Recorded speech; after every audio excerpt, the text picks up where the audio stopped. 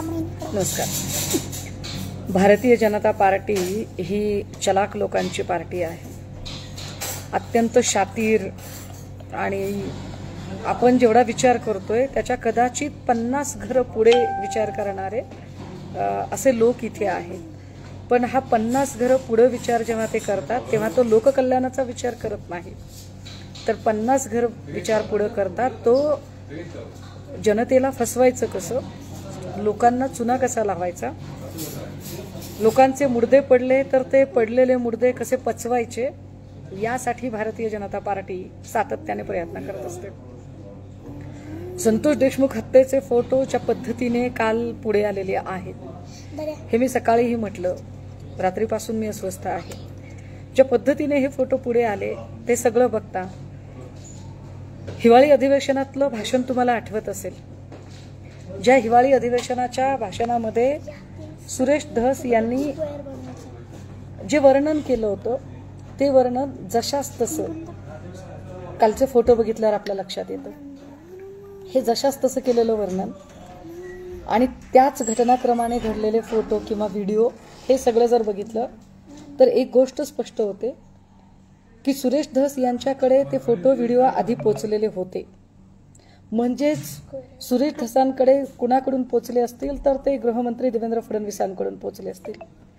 देवेंद्र फडणवीसांनी 2.5-3 महिन्यांपासून त्यांच्याकडे माहिती होती. लक्षात घ्या, हे आपण समजू शकतो की तपासाचा भाग म्हणून काही गोष्टी समोर आणता येत नाही.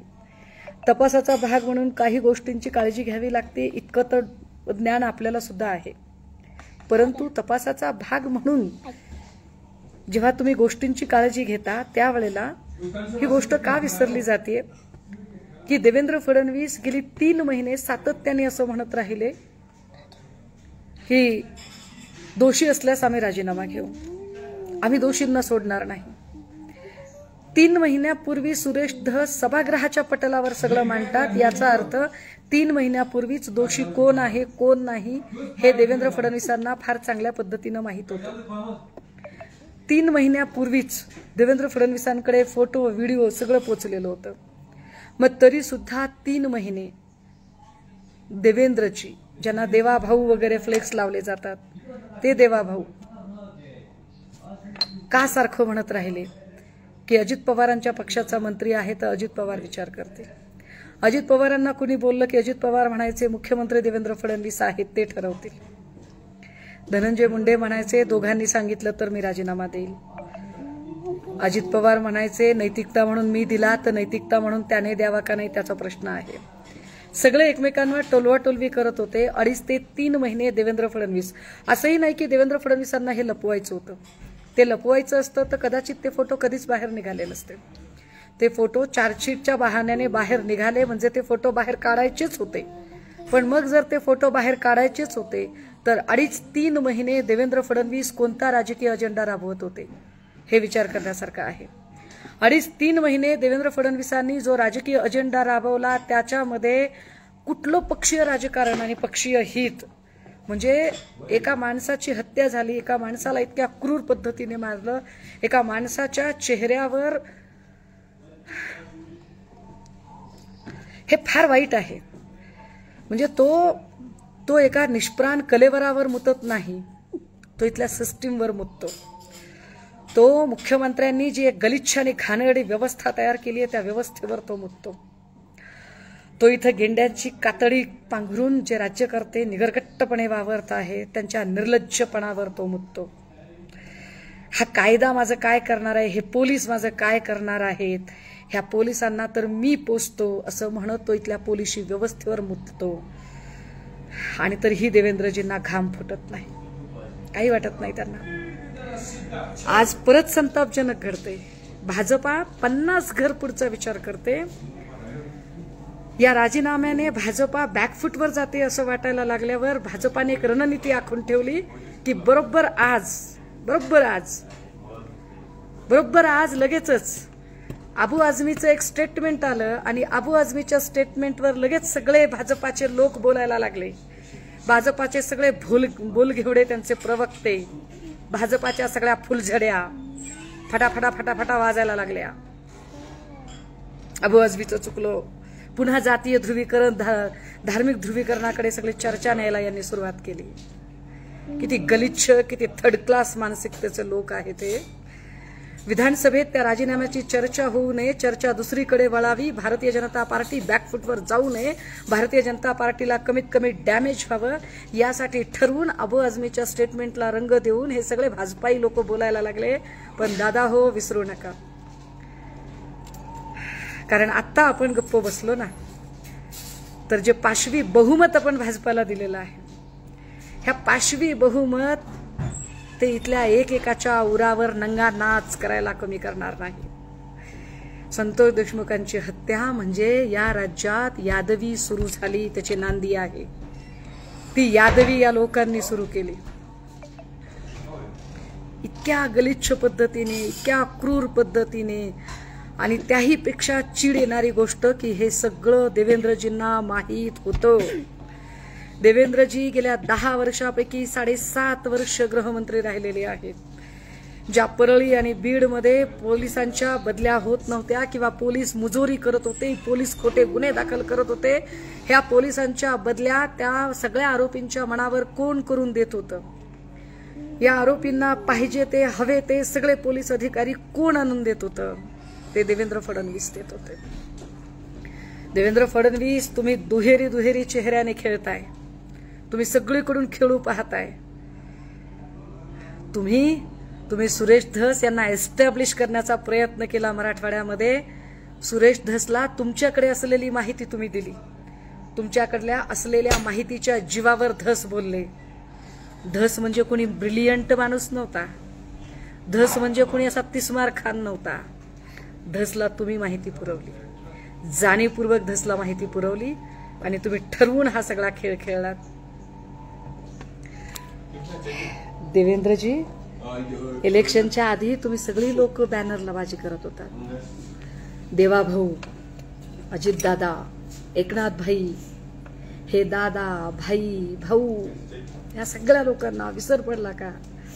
अरे त्या देशमुख कुटुंबातली ती आई, ती बहीण, ते लेकरू, ते कुणाच तरी बहीण होतं ना, त्या आईमध्ये, त्या बायकोमध्ये, त्या लेकरामध्ये तुम्हाला तुमची बहीण अजिबात दिसली नाही. तुमच्या लाडक्या बहिणींची बॅनर फक्त आणि फक्त तुमचे राजकीय जुमले होते. तुमच्या लाडक्या बहिणींच्या बॅनरमध्ये तुम्हाला देशमुख कुटुंबाची बहीण अजिबात दिसली नाही. तुम्ही अत्यंत गलिच्छ आहात, तुम्ही क्रूर आहात, तुम्ही अत्यंत निर्दयी लोक आहात. तुम्ही तुमच्या राजकारणासाठी कुणाचाही जीव घेऊ शकता. तुम्ही तुमच्या राजकारणासाठी कुणालाही संपवू शकता. दिवसा ढवळ्या तुम्ही कुणालाही उडवू शकता. तुम्ही दिवसा ढवळ्या खून पचवू शकता. पचवलेला खून नंतर ढेकरही न देता आज जशी तुम्ही विधानसभेत जाणीवपूर्वक ती चर्चा होणार नाही याची काळजी घेतली. ज्या पद्धतीने अनिक्षा जयसिंघानी प्रकरणामध्ये अमृता फडणवीसांच्या संबंधाने सभागृहात चर्चाच होणार नाही याची काळजी अजितदादांनी घेतली होती, तीच काळजी आता अजितदादांच्या पक्षाची भाजपने घेतली. भाजप आणि राष्ट्रवादी काय पद्धतीने एकमेकांना सातलोट पद्धतीने एकमेकांचं भलं करत आहेत. कुठे फेडाल हे सगळे पापड? ज्याने कुणी ते फोटो बघितले असतील, रात्रभर ती माणसं झोपली नसतील. अस्वस्थता आहे ती सगळी. आणि एवढं सगळं होऊन आज विधानसभेमध्ये ती चर्चाच होऊ नये यासाठी जो गलिच्छ डाव देवेंद्रजी तुम्ही आखला, तो डाव जर महाराष्ट्राला कळत नाही असं तुम्हाला वाटत असेल तर तुम्ही भ्रमात आहात. कृपया जागे व्हा. या रोगट मानसिकतेतनं बाहेर या. गेट वेल सून देवेंद्रजी, लवकर बाहेर या. सत्तेचा कैफ, जगात कुणीही सत्तेचा अमरपट्टा घेऊन आला नाही. आज जाणीवपूर्वक तुम्ही ती चर्चा, तुमच्या माध्यमांकडून ती चर्चा दाबायचा प्रयत्न करताय, पण ती चर्चा दाबणार नाही. तुमच्या पदरी असणारे काही लोक तुम्हाला वाटेल त्या बातम्या वाटेल त्या पद्धतीने फिरवायचा प्रयत्न करतायत, पण ते होणार नाही. सहनशीलता तरी किती असते माणसाची? किती आब राखायचा आणि किती सहनशीलता राखायची? कुणी जात्यात भरडलं गेलं तर कुणी सुपात आहे, आणि सुपातल्यांनी बोलूच नये यासाठी तुमची जी यंत्रणा काम करते. तुम्ही काय कल्याणकारीच्या भाषा करा? तुम्हाला छत्रपती शिवरायांचं नाव घ्यायचाही अधिकार नाही. ना तुम्ही छत्रपती शिवरायांचं नाव घ्यायच्या लायकीचे आहात लोक, ना तुम्ही बाबासाहेबांचं नाव घ्यायच्या लायकीचे आहात. तुमच्यापेक्षा राक्षस परवडले सगळे. तुम्ही एका मेलेल्या जीवाचं सुद्धा राजकारण करायला कमी केलं नाही. फडणवीस साहेब, गेली 3 महिने तुम्ही त्या राजकारणाचा टेम्पो वाढवत नेला. गेली 3 महिने तुम्ही जाणीवपूर्वक बीडमध्ये जातीय ध्रुवीकरण वाढेल अशा पद्धतीचं वातावरण शिजवण्याचा प्रयत्न केला. तुम्ही जाणीवपूर्वक बीड आणि संपूर्ण मराठवाड्यामध्ये ओबीसी मराठा असा वाद निर्माण होईल असा प्रयत्न केला. पण देवेंद्रजी, तुमचं हे अजिबात हा डाव कधीच सक्सेस होऊ शकत नाही. कारण कालचे फोटो बघितल्यानंतर परळीतला ओबीसी सुद्धा, परळीतल्या कित्येक वंजाऱ्यांनी सुद्धा या गोष्टीचा निषेध नोंदवला. जे चूक आहे ते चूक आहे. परंतु 2.5-3 महिन्यापासून एवढं मोठं सत्य तुम्ही उरात दडवून वावरत होतात. तुमच्या चेहऱ्यावर हसू होतं आणि तुम्ही सांगत होतात की तपास चालू आहे, जेव्हा की तुम्हाला आधीच तपास माहिती होता. लोकांच्या समोर तुम्ही सुरेश धस यांना हिमॅन म्हणून प्रस्तुत करायचा प्रयत्न केलात. किती मोठी स्क्रिप्ट रचली. एक माणूस जीवानिशी गेला, हाल हाल हाल हाल करून मेला. पण त्याचे हाल हाल झालेलं मरण सुद्धा तुम्ही तुमच्या राजकीय इष्टापत्तीसाठी वापरलं. But Karma returns. कर्म कुणालाही चुकलेलं नाही. कुणालाही कधीही कर्म चुकलेला नाही. कर्मफल सिद्धांत प्रत्येकाच्या बाबतीत आहे. संतोष देशमुख हत्या प्रकरणात ज्याने राजकीय इष्टापत्ती म्हणून राजकारण करण्याचा प्रयत्न केला, ज्याने आपली पोळी भाजवली, ज्याने आपलं नेतृत्व सिद्ध करण्यासाठी पोळी भाजली, ज्याने आपल्याला स्थानिक स्वराज्य संस्थांच्या मतांच्यासाठी पोळी भाजली, ज्याने मीच कसा शहाणा म्हणून पोळी भाजली, ज्याने समोरच्याचा काटा काढायचा म्हणून पोळी भाजली, ते सगळेच तितकेच पापी आहेत, तितकेच गुन्हेगार आहेत. ते सगळेच लोक नरकातही जागा मिळणार नाही.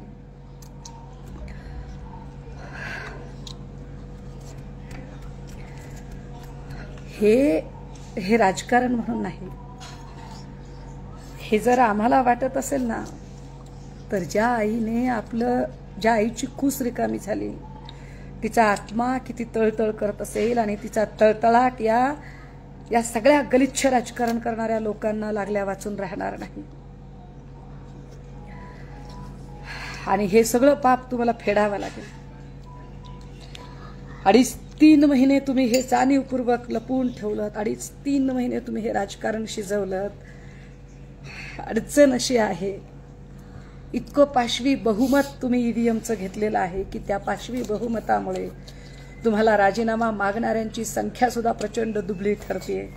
कदाचित काही जण तुम्हाला राजीनामा मागताना पुन्हा त्या हितसंबंधांचं राजकारण बघायला लागतील. पण असं जर हितसंबंधांचं राजकारण चालणार असेल तर आग लागो त्या राजकारणाला. जळून जाऊ देत ते सत्ताकारण. ज्या सत्ताकारणामध्ये, ज्या राजकारणामध्ये माणूस मेला तरी मड्याचं राजकारण, आम्ही मड्याच्या टाळूवरचं लोणी खाणं हे फक्त ऐकलं होतं. परंतु मड्याचं राजकारण करणारी माणसं निघाली. मड्याचं राजकारण केलं देवेंद्रजी, तुम्ही मड्याचं राजकारण केलं. वाईट आहे हे, फार वाईट आहे. हा गलिच्छपणा आहे.